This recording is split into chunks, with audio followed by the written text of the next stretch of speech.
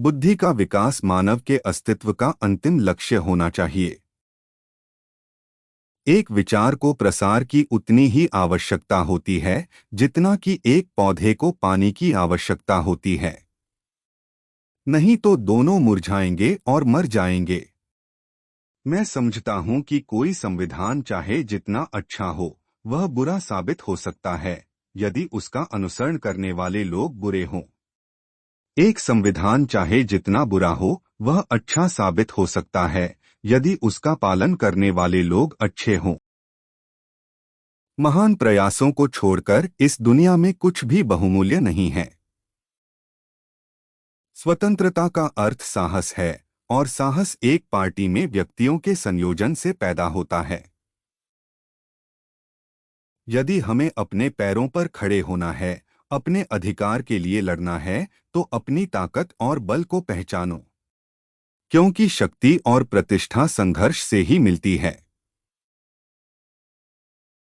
हालांकि मैं एक हिंदू पैदा हुआ था, लेकिन मैं सत्यनिष्ठा से आपको विश्वास दिलाता हूं कि मैं हिंदू के रूप में मरूंगा नहीं।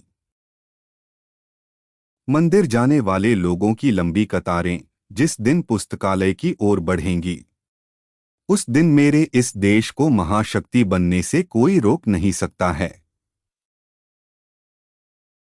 इस पूरी दुनिया में गरीब वही है जो शिक्षित नहीं है। इसलिए आधी रोटी खा लेना, लेकिन अपने बच्चों को जरूर पढ़ाना। ज्ञानी लोग किताबों की पूजा करते हैं, जबकि अज्ञानी लोग पत्थरों की पूजा करते हैं। जिसे अपने दुखों से मुक्ति चाहिए, उसे लड़ना होगा, और जिससे लड़ना है उसे उससे पहले अच्छे से पढ़ना होगा, क्योंकि ज्ञान के बिना लड़ने गए तो आपकी हार निश्चित है। कुछ लोग सोचते हैं कि धर्म समाज के लिए आवश्यक नहीं है। मैं यह दृष्टिकोण नहीं रखता। मैं धर्म की नींव को समाज के जीवन और प्रथाओं के लिए आवश्यक मानता हूं। मैं एक समुदाय की प्रगति को उस प्रगति की डिग्री से मापता हूं जो महिलाओं ने हासिल की है। संविधान केवल वकीलों का दस्तावेज नहीं है, बल्कि यह जीवन जीने का एक माध्यम है।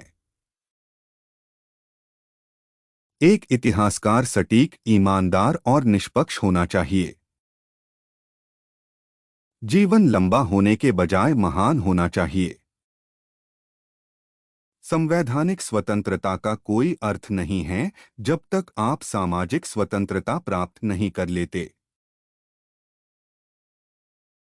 कानून और व्यवस्था राजनीतिक शरीर की दवा है। जब राजनीतिक शरीर बीमार पड़े तो दवा जरूर दी जानी चाहिए। जो धर्म जन्म से एक को श्रेष्ठ और दूसरे को नीच बताए, वह धर्म नहीं, गुलाम बनाए रखने का षड्यंत्र है।